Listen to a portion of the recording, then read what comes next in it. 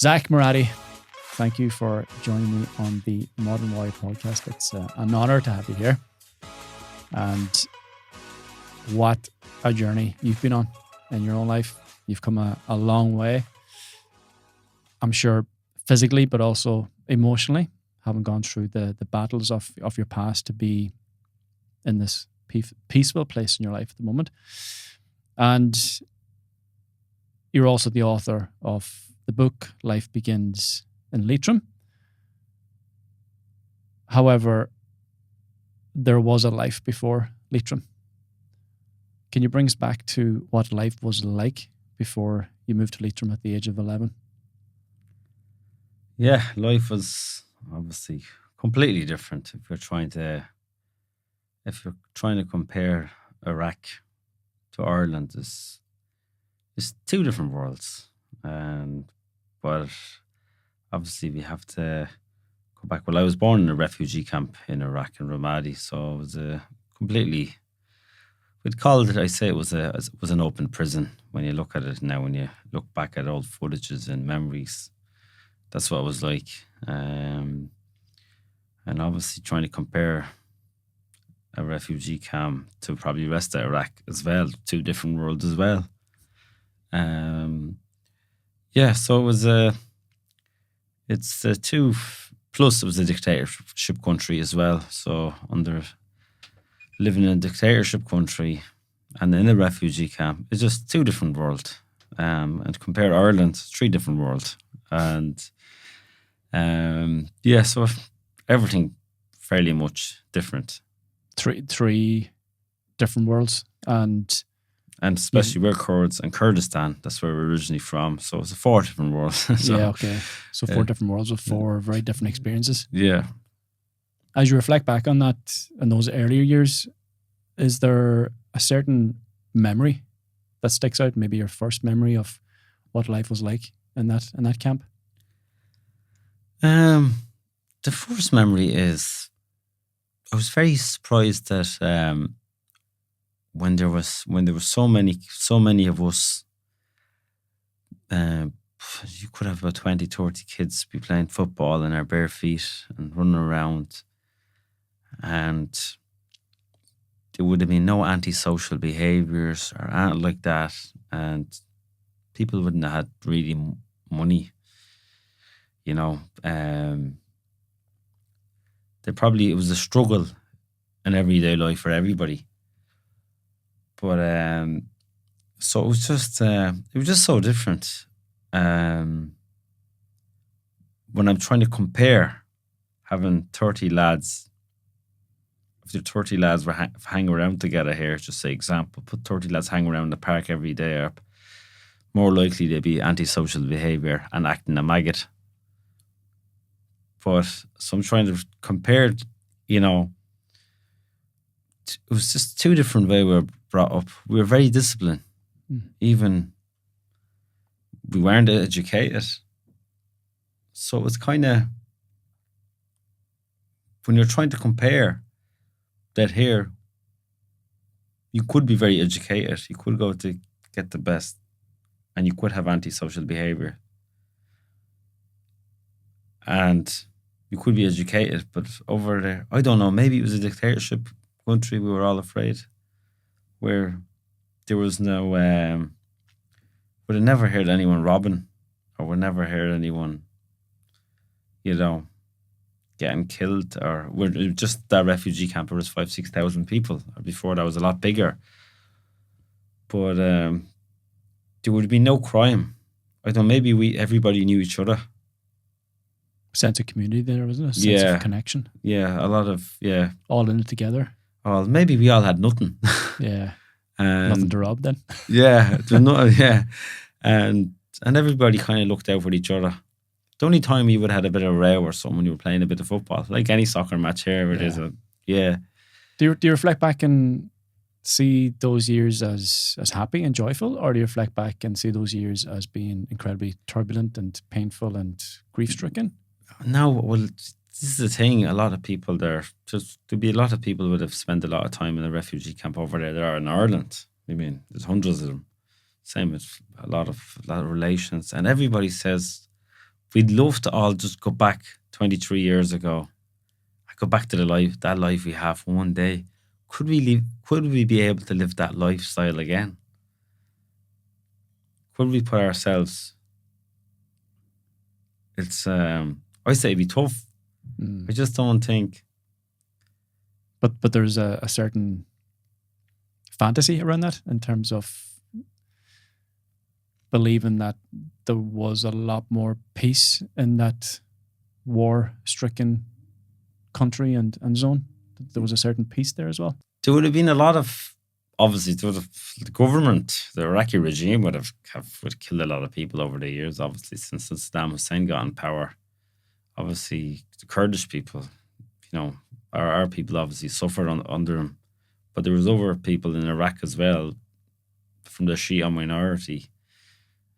They suffered as well from the south. But at the same time, it's very hard to try to explain because it's very complicated. Like you have the refugee camp, then you had a dictatorship in power, and then it's just like Iraq is like 4 different countries when you look at it as well, But it is a very multicultural society over there as well. So where you have Christians, you have Arabs, you have Kurds, you have Shia Muslims, Sunni Muslim, you have Yazidis, you have Zoroastrianism. Then you have, a couple of Jewish families still in Kurdistan. Then, and then it's similar with Kurdistan of Iran, where we're from as well. It's very multicultural as well. With a lot of different religion, a lot of people speak different languages, different dialects. So, but people all got on. This is all within the camp itself. Within the camp, you had Kurdish Shias, Kurdish Sunnis, we have Yarasani religion, different religion, and we all spoke the same language. But we all got on, everybody was united. The religion didn't create conflict? No, the religion didn't create conflict. And obviously politics has destroyed religion, I think. I think it's politicians try to get elected using religion as well. And I've seen that over the years, and has changed. People back then, when they were becoming, then we have people, create politicians, create countries, use religion. And that's where I think it's the whole mess now. They're getting religion involved in everything, which back in the day, 60, 70 years ago, people got on. Religion wasn't an issue. It was kind of dictatorship and monarchy. They were the issues. But now they're after dragging religion into everything. Everything is, I think the Middle East is a bit of a mess because of religion. Then ethnicity comes into power then. So, yeah, it's all muddled up in the same mud. It's much. All, yeah. It's very complicated. It's very hard. But the Middle East was always very, like Iraq, Iran, like Syria, there was always multiculturalism. People had no issue. Sometimes people will tell you multiculturalism is bad and this and doesn't work out, But that's not true, I know probably Ireland was always a Catholic and Protestant country back in the day, but if you look at Iran and Kurdistan, just 40 different religions, 40 different ethnicity, different languages, people all got on. Okay. What were some of the hardships that you experienced in that camp? Because we speak about the connection and the lack of crime and the respect that people had for each other, but what were some of the greatest hardships that you experienced or that you remember from those days?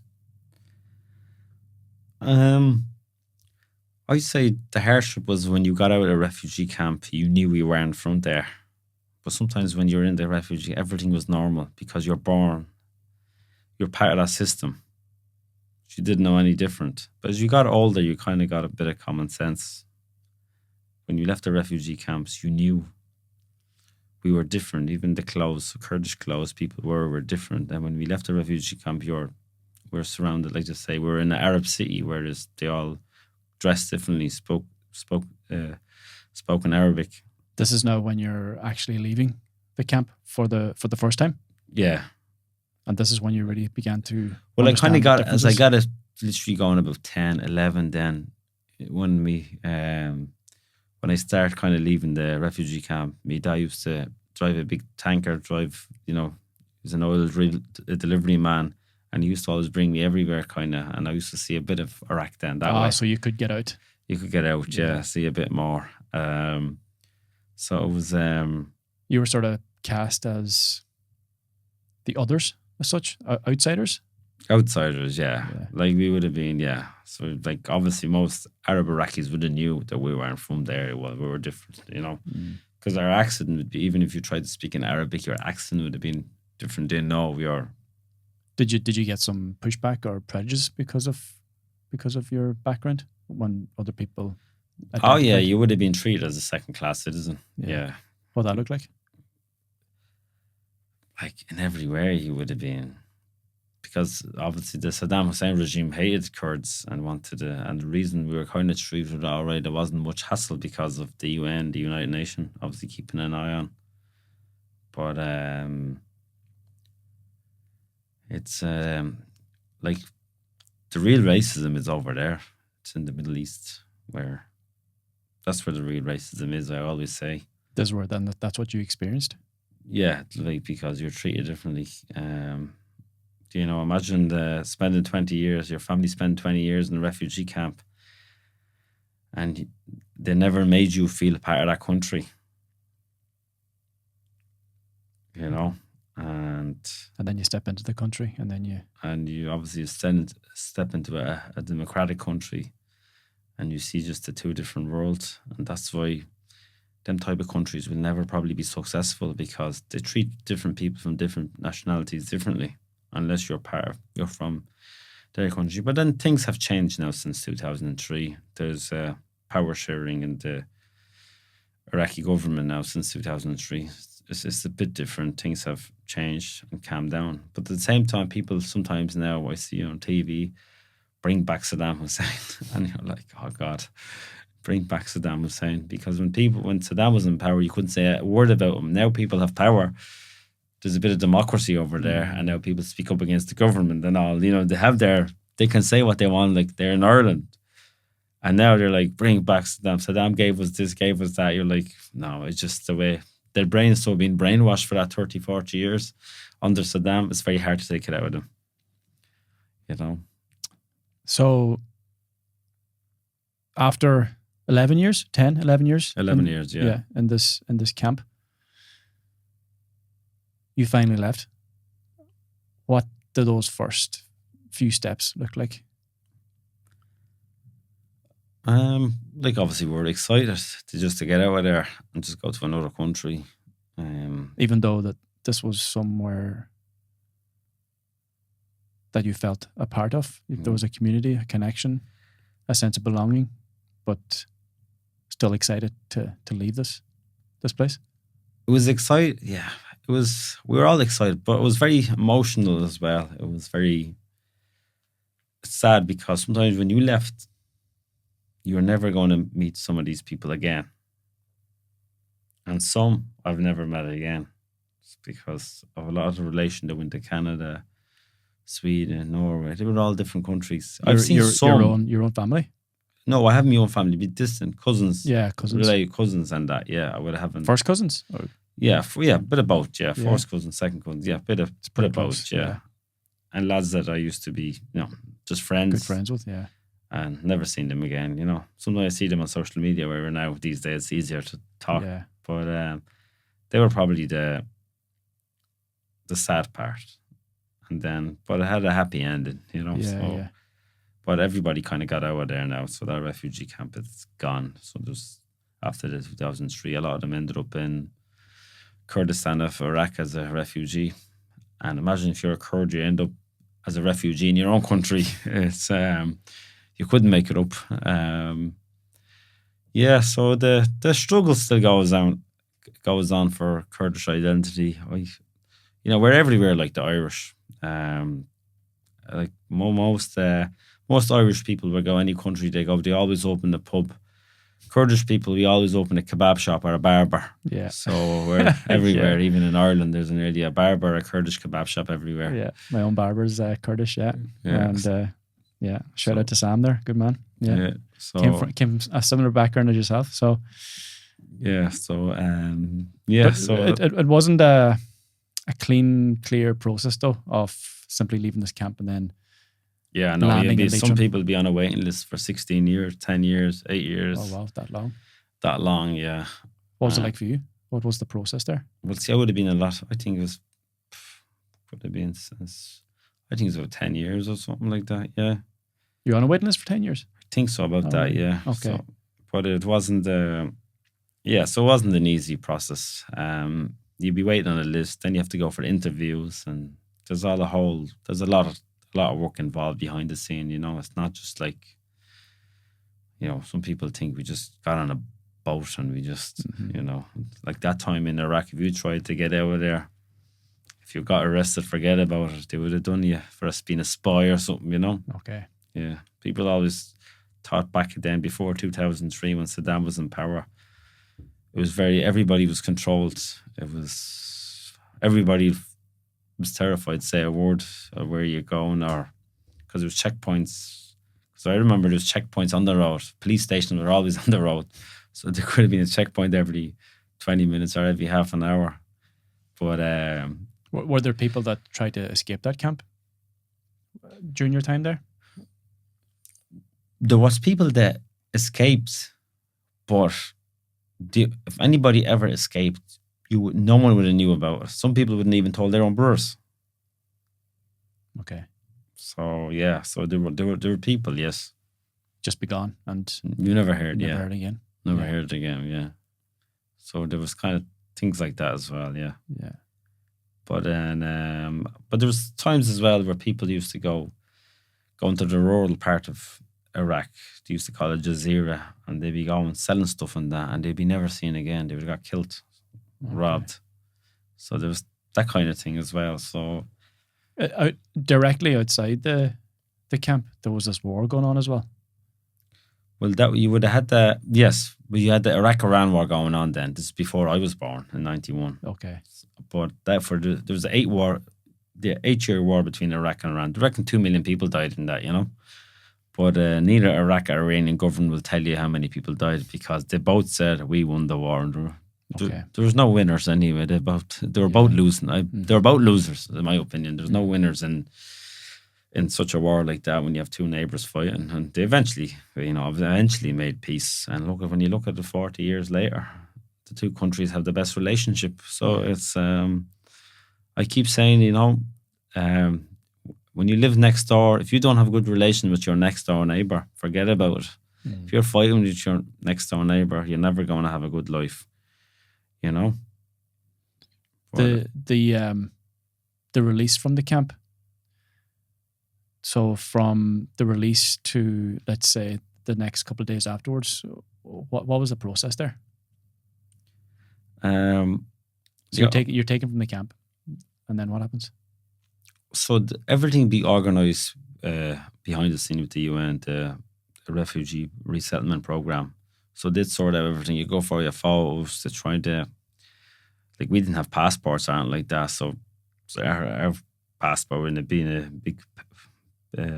big massive A4 pages, with our date of birth and pictures and where we were born. So that was our passport. So, but obviously then we get on a bus then with the UN, travelled to Jordan. We stayed there for 2 nights in Oman, and then from there to Frankfurt in Germany. And all I remember on the plane, then waking up in Ireland.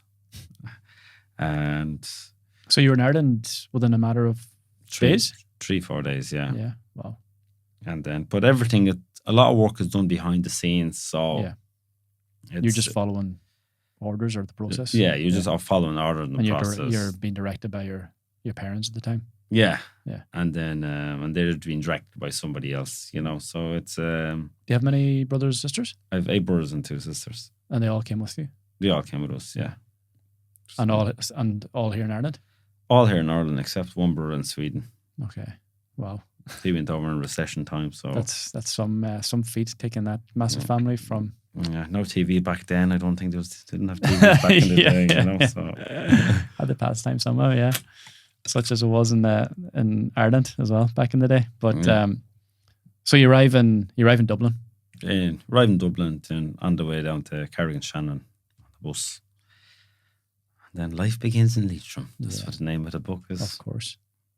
And so this was a huge cultural change for you.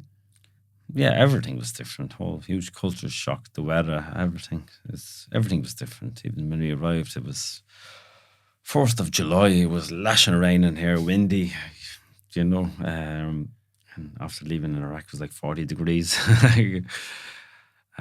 Too completely. You know, we thought we were actually cold when we got here. You wouldn't believe it. It was because we weren't used to this. There's different types of warm weather in different countries. You know, different types of heat. Yeah. Don't heat in this country, yeah. Yeah. So then you arrive in Leitrim, of all places. Of all places. Lovely Leitrim. Yeah. Never heard of Leitrim, never mind. Yeah. Ireland. Never heard of Ireland, never mind Leitrim. It's, Leitrim's a lovely place, but it's barren country. Yeah. And so what was that like? Like your first experience of Leitrim? Coming from this other country, different people, different language. Different climate. Yeah, everything was different. But look, thankfully, my eldest brothers, they spoke good English. So, was the excitement still there during this period? Very light excitement, and obviously we shattered for about 2 weeks, and then all of a sudden, within another month or two, you're starting school, and you have to go to school, and that's where you're nervous, and obviously you don't speak the language. But I made friends quicker, obviously, down the road with next door neighbour. They all had kids, so we used to just play soccer every day, football every day, and then start of school was obviously a lot easier than getting involved in sports. Probably helped a lot. Yeah, the new connections that were then forged. Yeah. And then so sports kind of probably made more friends through sports, and sometimes a lot of lads, like in this country, I've noticed a lot of people actually make friends through sports, through GA. You know, and when you look at it, some people like if you go into a GA club or any club around a lot of people are friends because of through sports. You know, and that's it just shows what sports does and the GA does. You know, brings people together. Yeah, the sort of connections that you lost. Yeah, in the camp.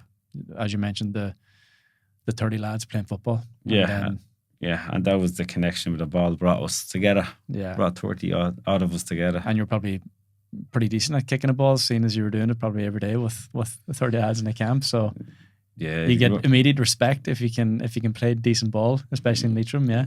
It's it was kind of just different, obviously, playing on hard ground and stones and glass under your feet. And I still have a mascara under me feet from it. It's just different, you know. Yeah. It was even, I remember they used to have like a soccer tournament in the camp between different tribes, different families. Yeah. And then you could get 2,000-3,000 people watching the game, and they'd be playing on hard ground. They'd be full of little stones, you know, and you're like, jeez. Yeah, okay. Even, I even mentioned the book, there's pictures, old photos. We have me brothers playing, so the cousins playing against different teams. And you just like look back and how the hell did you play on that hard ground? But you took. I give out now playing on Astro, but I played. Yeah. You took that love with you though from the camp to Leitrim. I mean, sport was obviously a huge part of your life and became a huge part of your life in Ireland here as well. Obviously. Sport is it is like I just love sports. I'd watch really any sports, but I kind of like GA might be my sport, obviously. You know, but doesn't matter what level GA standard is, if it's junior G or F or what level. I just love to be part of it, and I love just watching. Connected. I'm just so much connected. It's probably like it's like a religion to me, you know. Yeah. So sense of belonging as well, isn't it? Senses, yeah. As they always say, what's the quote he used? Where we all belong. Yeah. That's very real for you, yeah, because you were taken from somewhere that you felt you belonged, and then Yeah. you're in this strange country now where you want to belong, Yeah. and And it's, sport sort of brings that together for you. It sort of reconnects you to new humans, new people, new community. Yeah, and that's it as well. As you see, like anywhere in the world, you always notice that sports brings people together, and any sport you see around the world, like sometimes you might have 80,000 people in the stadium, and you look how much everybody's just concentrating on that ball running up and down. But if you brought the same 80,000 people out of that stadium, put them on the streets, you need security, you need guards, you need police, you need. But it's just a matter of what sports does. Yeah, of course. Almost in a stadium like that, we're all together and celebrating the one team, but then take it out of the stadium and we're all enemies again. Yeah, it's just mad, because then if you bring the same 80,000 people out of that stadium, build a new state.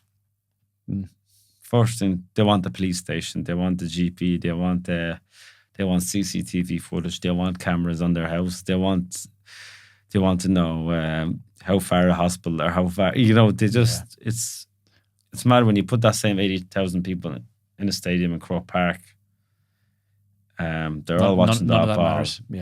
Yeah. So it just shows what sports does, Yeah, that connection is really what matters. Yeah, like I remember even the Golf Cup was on in Iraq, and the whole of Iraq, it was all about Iraqi national team, and the whole country quieting down, and they were playing against Saudi Arabia, 70,000 people in the stadium in Basra, and it was just the whole country. It was all about soccer. There was no crime. You didn't hear anything. But that's just what sport does, Amazing, just millions of people pouring on the street, watching matches. Even today in Iraq or Kurdistan, where there's, if you see soccer matches and all, there'll be just thousands of people on. They show a big screen, they'll have a row over Messi and Ronaldo. Yeah, of course, yeah. Yeah, so bit of banter. Yeah, a bit of banter, yeah. Did you receive any pushback when you arrived in Ireland in terms of you coming to this country and obviously very different from everyone else, and often when we're in situations where we're very different, we can be attacked for our differences? Did you experience? No, just the language was the difference, the barrier. The language was probably the big barrier for me, kind of trying to learn. How'd you manage that in those My earlier parents years? used to just say, learn one word a day, you'll be flying by the end of the year. And that's what I do. Try to learn one word of English a day. Yeah. And obviously playing sports helps as well, because you're hanging around all the Irish and they're all speaking English, and it's, so it's... So everyone was quite welcoming? they were all very welcoming people, yeah. And we never had any issues. That's the Leitrim ones for you. Yeah. That's why it's called Lovely Leitrim. Lovely Leitrim with lovely people, yeah. Because I've heard different stories from other people who were, as I mentioned, came from a similar situation as yourself, and they received a lot of pushback, a lot of hate, and a lot of anger and aggression. Yeah. And I think that's something that's actually quite unique, and certainly puts Leitrim in a good light. Yeah, look, I always say everyone has a story, and everyone has different stories, so everyone is brought up in a different way of life. Mm-hmm. Everyone has their own issues, everyone has their own problems, and obviously there's a refugee crisis out there in this world. There's just too many wars going on, and now, because social media is very big, everybody's on, and everybody, if their economy is going very bad, if there's some lack of housing, they'll always blame the poor immigrant, the poor refugee. So it's just, they're just an easy target because they can't defend themselves. That's where the main issue is. What's that stir up in you when the refugees attacked? I think the whole country knows is, it's just, I think the whole country was kind of just annoyed. Like, you could see the whole country when they see that in town, even the one in town, that kind of showed what happened in town. Everybody was like... Which instance is this now? Remember they burned down the Lewis and they're when they attacking the when they went on guards this and- riot. Yeah. But a lot of people they get a lot of misinformation as well, you know. So they're painting everyone with the same brush based on the behavior of one individual. That's the way it is, yeah. And if you have what you call it, it's like if a foreign national does something, he will get the biggest headline. But people, people keep sharing it. But obviously, you got to do with education as well. And then, if you're in the courts every day in town, just you'll have full of criminals every day going around with 100 previous convictions, and they're doing all sorts. Well, no one even cares about them, but there might sometimes people would pick out that one foreigner out of that 100. Mm. Such and such should be deported, should be this, should be, you get all, but then. And then nearly throws everyone else under the bus. And nearly kind of, throw, like, imagine if that was in Spain, an Irish person does something over there. Yeah. Would the Spanish people be like, send them all home, send all the Irish here home from Spain, or if they've done something because one individual does something, Mm-hmm.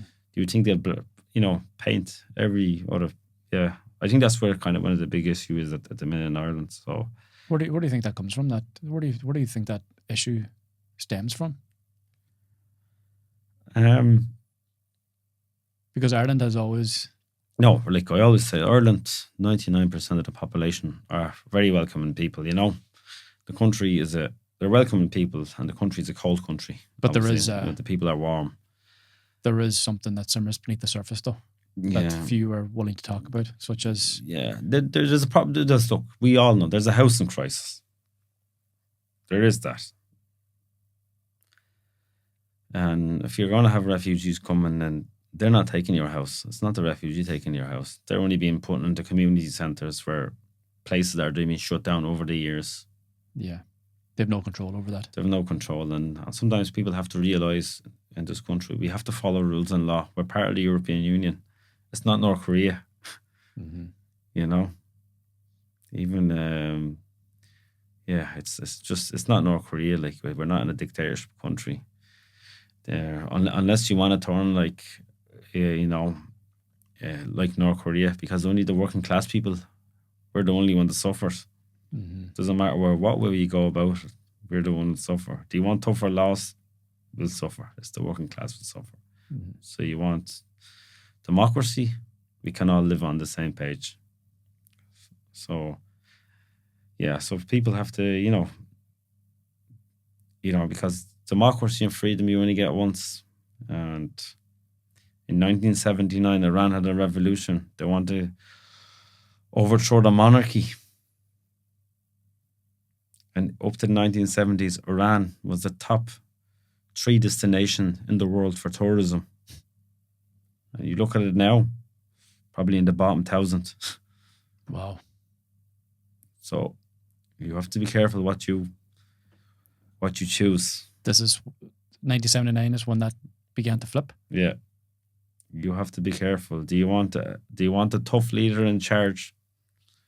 Because you commit one crime, you'll never be seen again, or you commit something small. Mm. So you have to, do you want democracy, or do you want the same political party, same president for 30 years ruling you? Do you want the Russian style? Do you want the Putin 40 years and 30 years in power, ruling with an iron fist? So you have to be careful. Do you want the North Korea? Do you want democracy, or do you want a communist China? Or do you want a Saudi Arabian rule where you can never protest, or you can never have, freedom to speak, or freedom free to speech. speech. Freedom to speech. But I always say democracy, you only get one chance of it. And if you mess it up, it's gone. It might take another 100 years. What did I say? America took 200 years for America to get democracy. It's a long time. Yeah, A lot of damage done in a between. lot of damage. And sometimes you look at the countries like Iraq, they're working on democracy. It won't happen overnight. It might take them 100 years. The people would love to have the same freedom as the West. And sometimes freedom doesn't work in every country, so Do you feel that Ireland is slipping down that path? We've got this hate speech laws coming in now. I think that's like a turning point towards, we'd mentioned there, freedom to speak, freedom of speech. But it depends. But then you can't have people on social media making misinformation all the time. True. There has to be a line. There has to be a line.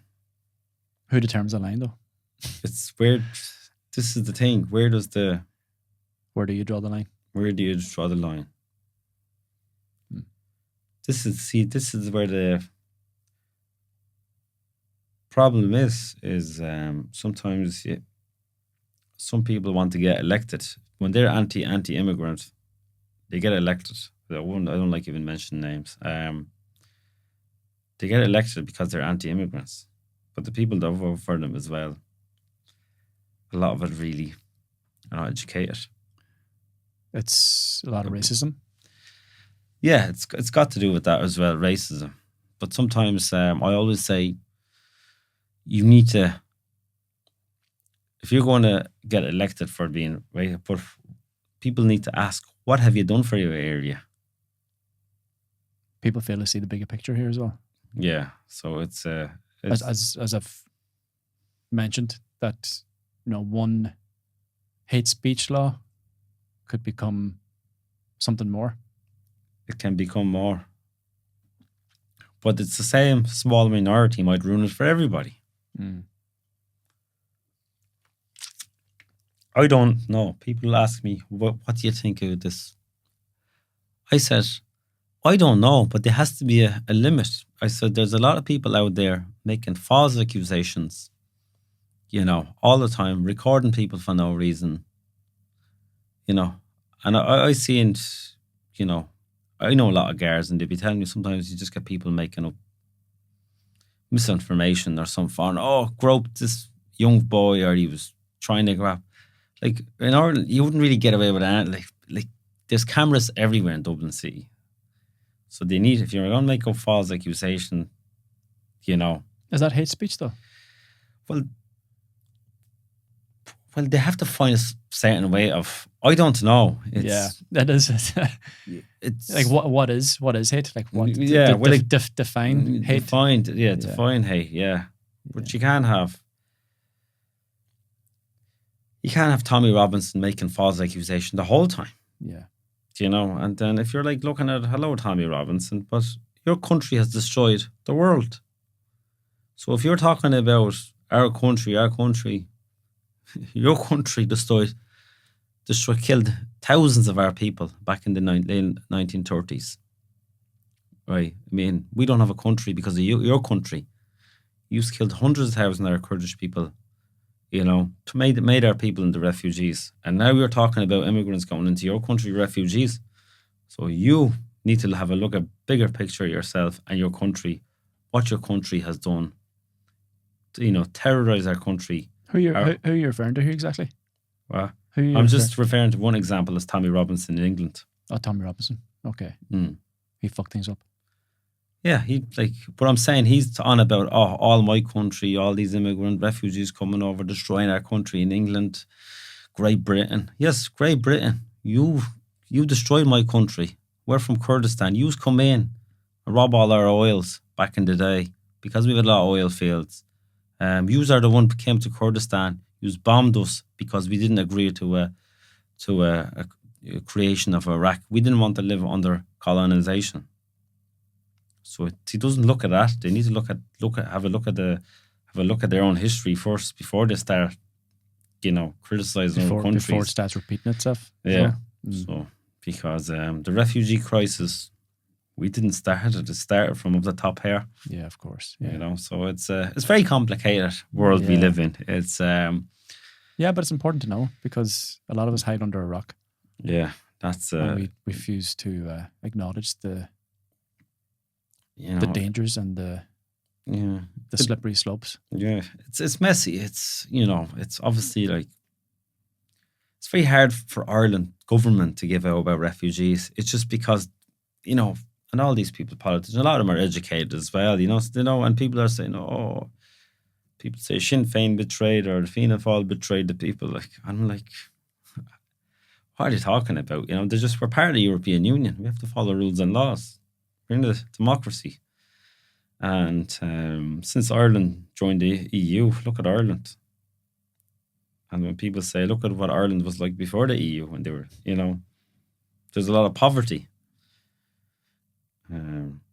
It's difficult. It's very, at the minute, the world it's a mess with all the wars that's going on. And obviously, inflation and everything with the Ukraine-Russian war, because of the gas prices, and everything there's just too many wars going on. It's just, you have that conflict, you have the Kurdish and Turkish issue, you have Kurds and the Syrian government issue, you have Israel, Palestine, you have Sudan, there's 20 million are starving, or hundreds dying every day, and no one talking about that. So it's the world at the minute. It's a bit of a mess. Yeah, it's very messy. It's all over power, oil, land. Yeah, it's what does it bring up in you? See, as you've come from a place like that in your own life, and now you can see it sort of playing out in different ways in other countries. Like, what does it bring up? Does it bring up anger? Does it bring up sadness? Does it bring up a sense of purpose? It brings up sadness, and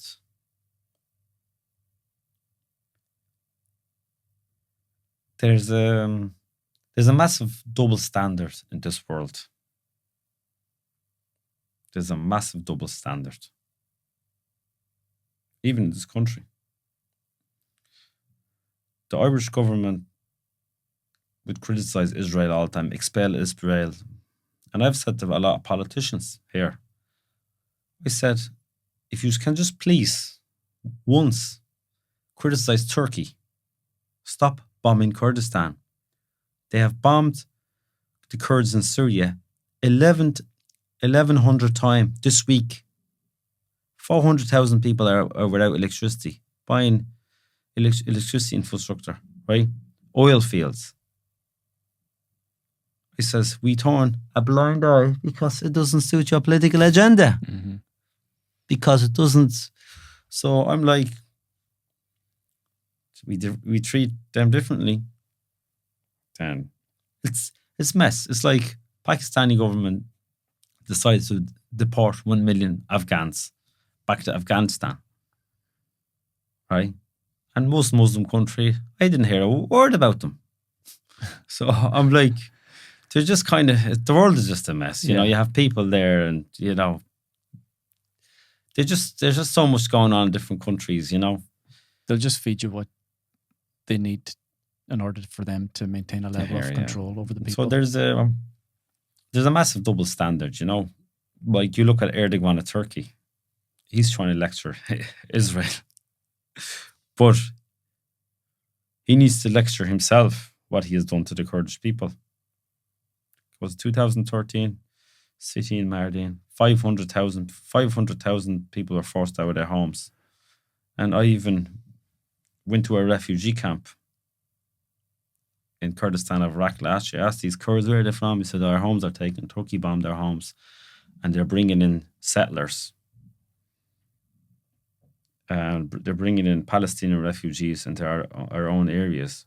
But now, what Turkey are after doing, turning the Kurdish people and the Palestinians against each other, because it suits their political agenda. Mm. But behind the scene, Israel and Turkey has the best relationship in the world, and they're both Muslim countries. Turkey is a Muslim country, and the Jew. Yeah. But on TV, Turkey would say, Israel, you are great genocide, you're Netanyahu, you're a terrorist, you're this. But behind the scene, Turkey imports $6-7 billion all the oil, everything comes from Turkey. They give it to them. Azerbaijan is another Muslim country. They're, so it's politics is. How do you see all this playing out? Because you seem to be well invested in the goings on of the world and wars and government manipulation. Where do you see all this heading for this country, for Europe, for the Kurdish people? I don't know, because our people seem to suffer anyway in general over there, where there's war or no war. In the Middle East, there seems to be where does it bring a sense of anxiety or worry to well, your life? there's no because everybody in the Middle East is treated differently. So sometimes people say, "Oh, America are causing too much this and that," but when America pulls out, or the Middle East, when they pull out, then you have the Russians going in. America pulled out 2008. They all went back. Then the civil war in Syria started. Then the Russians come in. Then you have the people that are in exile are saying, "America, please help us." Yeah, it's like Iraq 2000. For 20 years, the Iraqis, the people that are in power in the parliament of Iraq, they were all in exile because of Saddam Hussein. The Kurdish leaders is as well. They were asking America and the Brits, "Please help us." The French, "Help us. We need to bring democracy." And people wanted to get rid of it. So they did. They done that. And now the same people in the Iraqi parliament, that's it, America. We don't want your soldiers here. Move out. And then when they went out, they left, and ISIS came. "America, please help us again." So it's just a total mess. It's my opinion is, in this world, we all need each other, because if we even look at the clothes we wear, the watch or anything, the gel, everything just comes from a different country. Yeah. It's all connected. We're all connected. We're all connected, and I don't know where it stops. It's sometimes it's terrible what's happening in Gaza, and it's sometimes it's okay. Hamas done that completely out of order. You can't do that. That's what terrorists do. That's a genocide. On October the 7th. But then what Israelis done is a genocide as well. So there's both committed genocide. So it's because this says in the UN Charter, if any civilians get killed, it's a genocide. Mm-hmm. So both civilians. So it's messy, So, but because if you Russia got away with it with Ukraine. They went in, invaded a sovereign country. It's Ukraine. It doesn't matter. You can't just go in and bomb the shit out of another country. Sorry for my language. And say, "Oh, we're trying to protect the Russian minority." All this kind of bollocksology. You just can't do that. I think there's a diplomatic way of doing things. And then when they got away with it, and then before Assad got away with it, Assad of Syria killed 500,000 of his own people. His dad killed 20,000 people in the late 80s. 20,000 city calls homes. Right. He got away with it. And then he was coming to other countries. They're putting out the red carpet for him. Assad goes to Russia. They roll out the red carpet. And he kills 500,000. So at the same time, when he does that, Saddam Hussein was the same. He kills, nearly 300,000, 400,000 Kurds and Shia Arabs and different ethnicity, genocide, ethnic cleansing. Then when he was there, he was going to countries like Jordan and certain countries. They're pulling out the red carpet for him. So at the same time, it's like they're all getting away with it. Do you know what I mean? So, you look at Putin in the BRICS, 20 different leaders around the world, leaders all around the world. You just think they're all shaking hands with him, having meals, talking away, and the people are saying, how could you say Putin? Putin is doing the same. He's getting away with it. Netanyahu's going to get away with it. Erdogan's got away with it with the Kurdish people, displacing 500,000 Kurds and still killing Kurdish people every single day. He's going to get away with it. So Everyone's getting away with it. Yeah, there's an underlying current beneath all of this that's Yeah. So if you keeping let it one, going. yeah, if you let one, like I think when Assad got away with it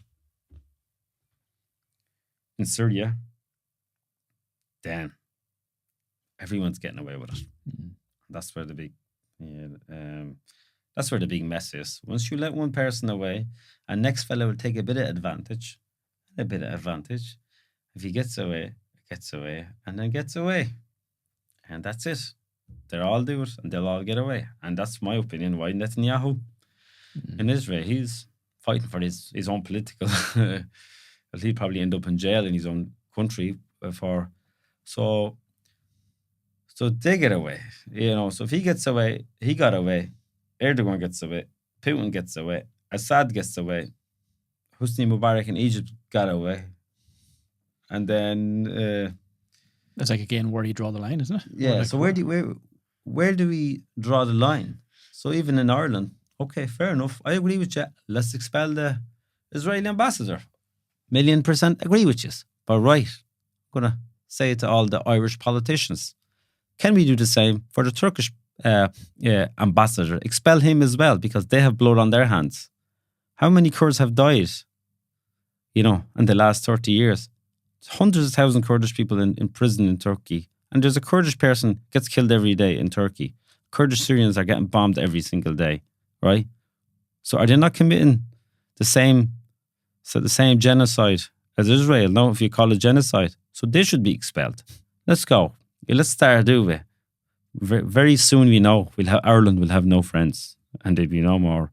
So if we're neutral, maybe sometimes I don't agree expelling ambassadors from, because look at North Korea.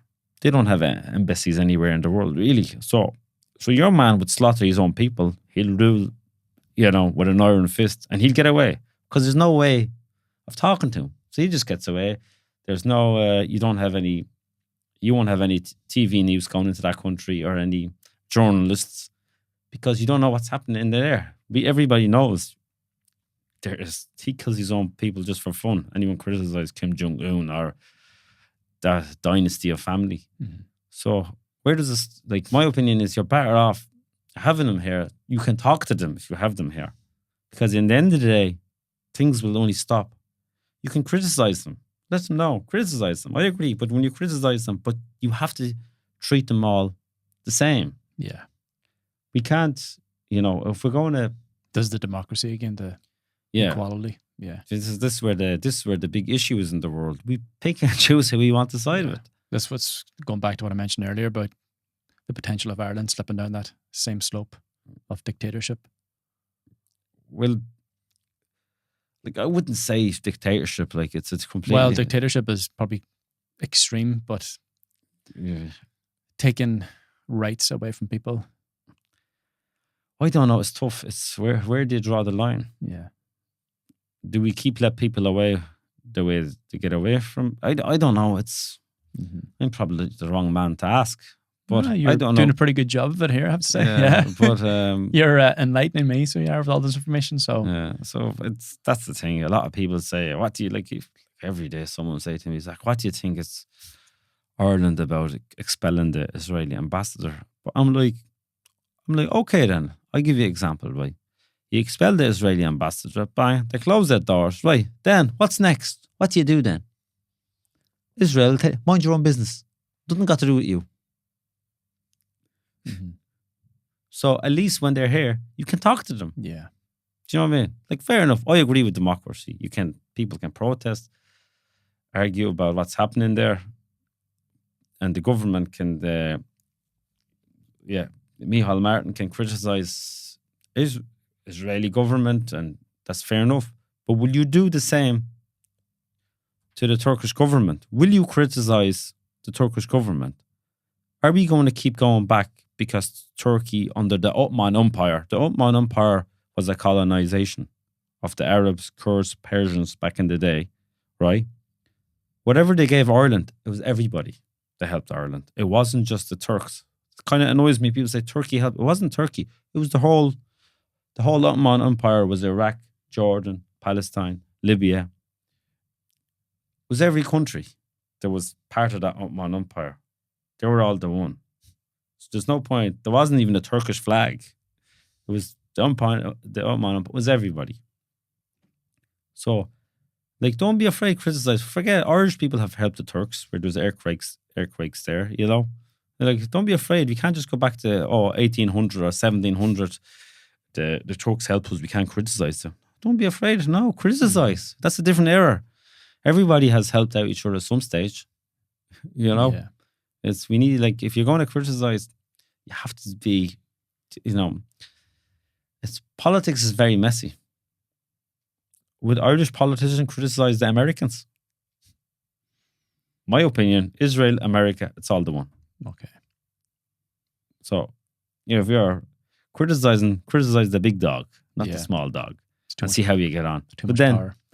It's too much power, and they will. And when you do that, then they can hurt the Irish economy. Yeah, of course. Yeah. So it's very, politics is very it's very messy. Very messy. And I always look into politics about the whole Middle East and trying to learn about each country and each different. It's taken something from it though that you can use, that you have control over. You know, instead of losing control over something you can't control. That's it as well, you know. It's and at the end of the day, what do you see, right? Palestine and Gaza, this was going on for how long? Like this example, right? It's going on for a year, isn't it? Nearly a year and a bit, right? Yeah. When this stops, in the end of the day, they're going to come and sit on a table like this in front and they'll shake hands. Right? They will shake hands because they know the only way they will sort that war and everything out is on the table. Always. And then the poor innocent civilians will get caught up in it and they will get killed. Yeah, just for a handshake. Yeah, and a handshake. They will get on and they will make a deal. And that's it then. And then you're like, what was that all about? Mm-hmm. Lessons aren't being learned here. Yeah. Yeah. It's like an example, look of Ireland and Britain. Yeah. Colonization of Ireland for 800 years and and that ended up in a handshake. The Good Friday Agreement in Northern Ireland. And no, but in general, if you look at Ireland in general, before even that, if there was a bit of trouble in the north, but even with the colonization, after that, like you look at Ireland and England, people say, "Oh, Irish people hate the English." I says, "No, you don't. No, you don't. Stop." I said, "Geez, like some people, I'm like, I be in the pub sometimes, and you know, and they're all, them English, you know, or this and that, they're doing this to us, you know." And I'm like, "But why are you wearing a Manchester United jersey?" You fucking idiot, yeah. Sorry for my language. It's all good. Language is allowed here. Yeah. And then I'm like, contradiction. Yeah, and I'm like you were saying the English. No, I said, listen to me. We've gone to England. We've gone everywhere. Every year we go up there, you know, whether it's Liverpool or whether it's London, whether it's Birmingham. We go over there for a weekend away. You don't give out them you give out to me what they've done, and you're still bringing me over. We're going spending our money over there, so they're not that bad of a people now. You know, I said if you didn't like someone, you wouldn't spend your money in your country. Yeah, you wouldn't even visit. I said, would you see me go and spend my money in Turkey? I said, I won't. You probably will, I said. Yeah. But I won't because the way they deal with our people. Yeah. I would not step into that country if you paid me £1 million. Mm-hmm. And they're like, it's different. It's all a bit of crack. I said, now you're talking. It's all a bit of crack. Yeah. But it just shows people just kind of, you know, sometimes it's good to know about your history as well. But sometimes I like the Irish and the English way. Yeah. Better off making relations because you have to get on with your neighbour. Well, there's a part that you need to let it, there's a point where you need to let it go. There's a point where you need to go. Because if you keep holding grudges, you'll never get anywhere. If you keep holding grudges, then they're still winning the war. They still have control over you. Yeah. And that's what they need. Example, like Palestinians and the Israelis. Like, my opinion is maybe we need to get rid of these, don't like saying it, these old men that are in charge. Like Netanyahu, I don't like calling him an old man. He's still looks sharp and 70 years. He's old way of thinking though. Yeah, because he's still brought up of, you know, what the Nazis and what the Germans done to his family and blah blah, and then You have Mahmoud Abbas, the president of Palestine. I think he's 88 or 92 now at this stage. And he kind of keeps going back, talking about 75 years ago that they took my home. So when they're both going on the same, so then when are they going to? Yeah. So you need, fueled by bitterness. I think the Israelis need fresh new faces, and the Palestinians need fresh new, let's move on. Like, it's very hard for both of them to move on from the past, because every time I talk to a Palestinian, they're like, oh, the Israelis, they took our land. And I'm like, okay then. But like, I'm saying, like, look at England. They're doing the same thing to Ireland. And look at the relations now. I said, what Britain done to the Irish, I don't think it was done in any other country nearly, I said, they're all speaking English. I said, you're from Palestine. You still speak your language. You can go to school and learn Arabic. You still haven't. I said, I know how the Israelis treat us, and sometimes you're better off just you need to just kind of move on with this. I said, you're brought up that way, and now you're going to tell your kid, when your kids are a bit older, if they're brought up to hate Jews, I said, the Jews are going to be hating the Palestinians. So you're not born with hate. You're not born with hate when you're teaching them. Yeah. It's like in Turkey. Turks are brought up to hate Kurds. And Kurds, in a way, are brought up to hate Turks. So I don't agree with that either. And now Erdogan, the last speak in Turkey, are saying, oh, the Kurds are our brothers or our sisters. We need to get on. And now the Turkish opposition are calling for the man Abdullah Öcalan to be released from prison to call for peace in between the Kurdish guerrilla fighters, Kurdistan Workers' Party, to lay their arms and to lay their arms down. But because Turkey know this colonization and treating Kurdish people, there's 20 million Kurds. 20 million is a lot of people in Turkey. It's a lot. 20 million is 5 times the size of Ireland, even the land. I said, if you can only treat them as second-class citizens for so long, you're just going to have to give in and make peace with them. And my opinion is, like, in Turkey, the Kurds are this, because in the constitution in Turkey, the constitution says Turkey is for Turks. It's not for any other religion, not any other minority. So Kurds, you're not part of this. That's the reality. It's not for Kurds. So Kurdistan was promised a country by Britain and France, but the promise never came true after 1923, the Lausanne Treaty in Switzerland.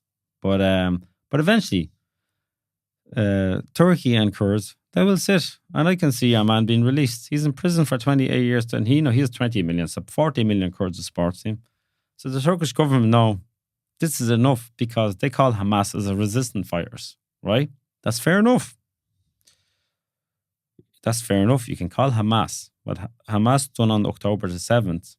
And I'd be telling, I sometimes have a lot of Kurdish friends, and, I'm like, okay then. So if Hamas does that, you're saying they're resistant fighters. I was saying to a friend of mine from Libya, and in the gym this morning early, and he was like, oh, Hamas are fighting for the Palestinians, fighting for trying to... But I said, do you agree with October 7? I said, I sound like Piers Morgan, I said. Do you condemn? And then he was like, no, I don't, but they're fighting for their land. But I said, they killed innocent civilian Israeli Jews. You can't do that. I said, hold on, Jorge. Okay, I agree with you, Adam. Here's one. See, will you agree with me?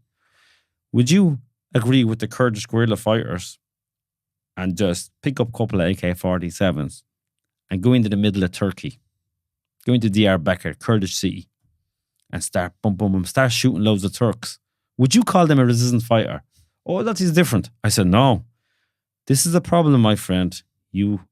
We all in this world, we pick and choose who we want to side with. So why are they resistant fighters, and why are they not resistant fighters? And he just stopped with a shock on my face.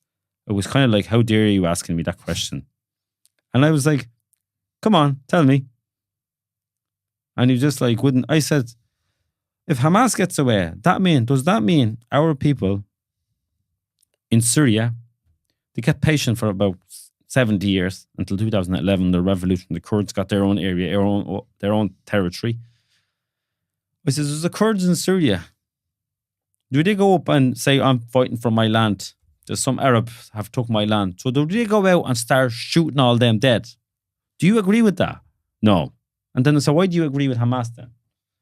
I know, okay, just say Israelis are bad guy. What they're doing, they're out of order. They're basically opened a prison camp. But like, it's, you're siding with this. You agree with that one, but you don't agree. I say, I'm all about dialogue. Yeah. But when when you're going to criticize, you have to treat everybody the same. Or now you're picking and choosing. Mm-hmm. I said, you're picking and choosing. And I said, my opinion is a lot of the Arab states, there's 23 Arab countries, or 22, 23, 500 million of you. And you have all betrayed the Palestinian people. And they speak the same language as you. He was like, why? We said, if Palestinians go to the United Arab Emirates, if they live there for 40 years, would they give you citizenship?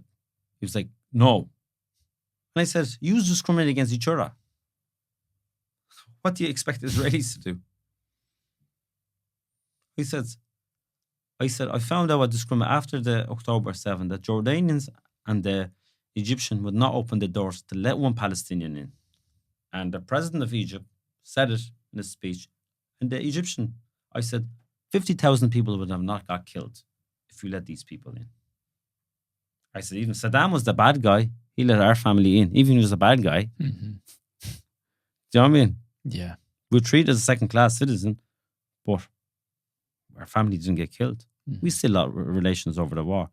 So when you look at that, the Jordan and the Egyptian government have both blood on their hands. Because when there's conflict and war, you open your doors. You don't close it. If someone's getting attacked with an AK-47 and he's hoping to jump over that wall and you're facing on the other side of an AK-47, you're not. I said, look at the Egyptian government built a massive wall straight across Gaza into Egypt. They will not let one people in. And I said, and that's the population of Egypt, 18 million, and they're meant to be Muslims, speaks the same language, same culture. I said, no point blaming the Israelis. Keep calling genocide. I'll just say the same. I'll just say the same. But if they would have let these people in, just let them in the middle of Egypt is 10 times the size of Ireland. There's a lot of empty land over there. Just let them live in the place. And that many people have not got killed. Israel were not going to bomb a refugee camp in Egypt, are they? They're like, no. And I said, there you go. But if they let them in, they wouldn't be allowed back in. I'm like, but at least they're not getting killed. So it's very messy, you know. Yeah, it's pretty fucked up. Yeah, and then it's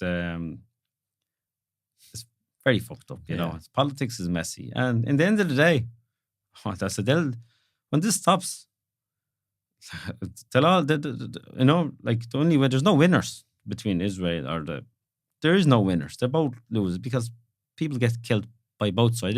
Obviously, there's more Palestinians getting killed. There's more.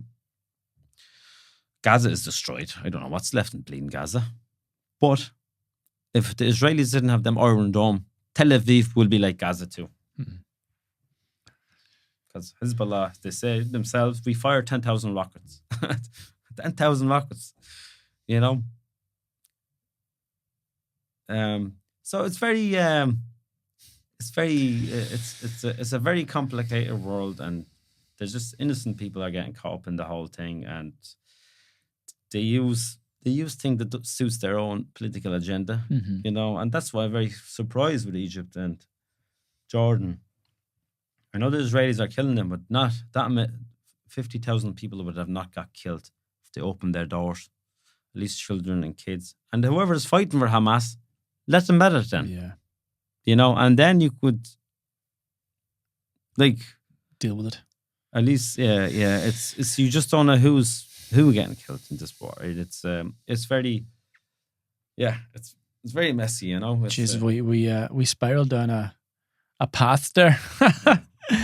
Obviously, our conversation is a bit different to most. No, probably. this is good stuff though. But something different is nice sometimes. yeah, that's again, it's important stuff because I think we all need to acknowledge that, and connection and togetherness is the solution to all of it. I think, you know, It is, yeah. because as you say, we're all connected. And sometimes people say, "Oh, Zach, you sound very pro-Israeli." I said, "No." I said, "I'm a Muslim. I'm the same as all them. Speak the same, you know." Yeah. I said, "I'm not, but I like speaking on both sides where there's Yeah. the right and the wrong." Mm-hmm. I said, "Have you ever seen me put up anything about Israel, or, you know?" I said, "I don't like," because I said, "I know what it's like to suffer, or people have suffered racism in the Middle East." I even said people, I said, "Look," I said, "Kurdistan and Turkey have bombed this week. 1,100 times Kurdistan have got bombed. Hundreds of people have died. Not one media talk about it. They're only Kurds. They're at it 100 years. It's the same thing every day," which is, people are kind of right. It's the same thing every day, you know? But because we don't value as the same other people as from other countries. So this is where I said, I don't hear anyone saying free Kurdistan. Do you know what I mean? I said, I don't. I said, Kurdistan, Kurdistan, we're in thousands of years. I said, we weren't like Iraq, only created 1923. America, Britain and France created them. We said, I didn't create them. Kurdistan was a we're Kurds, Kurdistan, like, or Irish or Ireland. I says, we were always there. We were there before Turkey was there. We were there before Iraq was there, or Syria were there. We might have lived under the Ottoman Empire, but we had a role back then. But discrimination only started when they created them countries. And where does this? I always say there'll be no peace in the Middle East unless the Kurdish people get their own state, or they're treated as the same as an Arab, or as a Turk, as an Iranian. But relations are getting better. The president of Iraq is a Kurd, so things have changed. President of Iran, for the first time in the history of Iran, is a Kurd. He's from Kurdistan, and he says, at least in Iran, he says, "I'm from Kurdistan."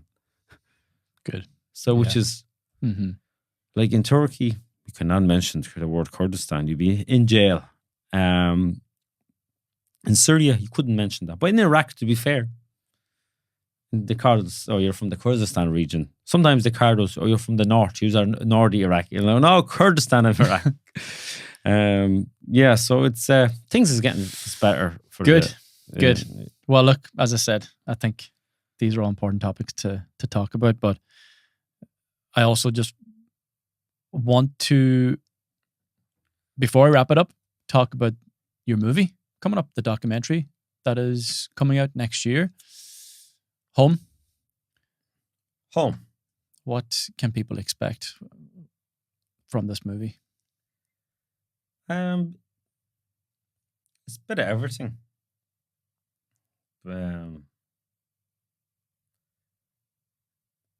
It's probably a bit of everything where I started or where I kind of finished off.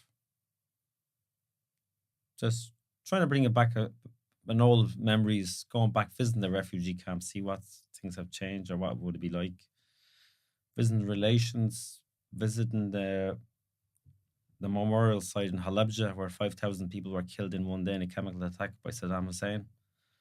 And meeting two of the survivors that have nobody left in their families. They don't have any relations, nobody. Only these two fellas come from two different families. It was very interesting meeting two fellas that have no relations, nothing left. It's like me and you, we all have both cousins, or even I've lost relations. My dad's parents have loved over the war and everything, but they still have somebody. These two people have nobody. You could nearly call these two people the only two person in the world with no relations, no brothers, no cousins, nothing left. You nearly do a book on them, on each. What's it like having no family left, all your family dying, and your uncles in a chemical attack? And these are the only two survivors of the chemical attack. From the chemical attack, yeah? Yeah. And Do they have any repercussions in terms of their own health and well-being? one of them said he was nearly blind for a week, couldn't see. He was taken to Tehran. What age was he? What age were they at the time? He was when it only happened? about 16 at the time. Okay. And he said he was suffering from breathing. Sometimes he still kind of suffers from breathing. But it was just kind of amazing where you meet. Like I said, the only two person probably in the world that have no relations. I know you get people there saying, "Oh, I'm lonely. I don't have any." They have no connection with their family, but the family are still there. Mm-hmm. You know, but these two fellas, they have nothing left. They're all dead. Where 5,000 people died in one day, and you meet these, you meet these two people. I don't know how they sleep at night, and because they work in the memorial center as well, so they're surrounded by it every day. So every day, they have to tell tourists going in there, and there's one of them. There's a picture of him on the back of the truck, and all the people are dead. So it's very sad. Wow. There's a picture of him alive, and everyone else is dead. Everyone else is dead. Yeah. In the truck. Outside his truck, where there's a lot of people. Are just the picture still is on. The picture is still on Google actually. And we went to the memorial. There was the 5,000 names of families, and they could name every single one of them. The relation, that's his dad, his brother, sister, cousin, blah blah, such and such. It's all on the wall.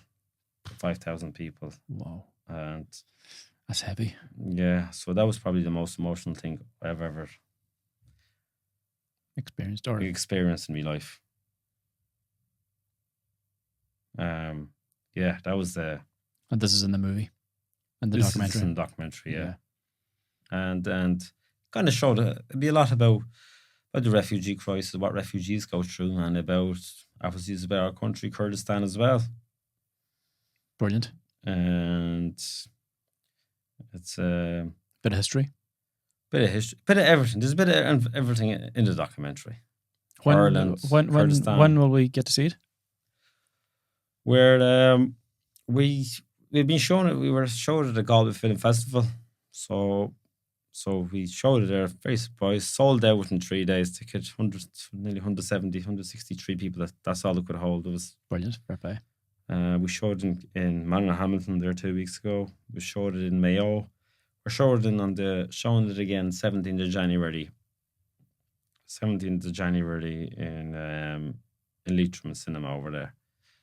In the cinema in Carrigan-Shannon? In Carrigan-Shannon, yeah. I'll have to make that one, yeah. Oh, so you're close there. Yeah, not too far away. Sligo, yeah. So 17th of January. Yeah, so we haven't really advertised it just a bit early, kind of. Okay. But so just kind of story about, as I said, everyone has a story, Mm-hmm. That's my story to tell. Brilliant, fair play.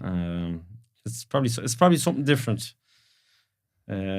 What other Irish people usually they'd be watching a lot of documentaries from different people in Ireland, but this one is a completely different one. Yeah, also gives us a bit of an insight in terms of where you've all come from. Yeah, I'm fortunate to have a barber and I would say a friend now who I see on a regular basis, and he's filled me in on a lot of information in terms of where he's come from and how he's came to be. So, but this is information I would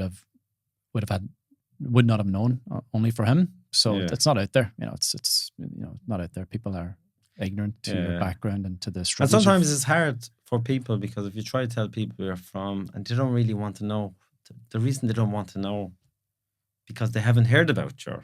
Yeah. It exposes their ignorance. Yeah, sometimes it's not their fault because they don't know. Mm. But if I talk about the Palestinian issue, they know about that.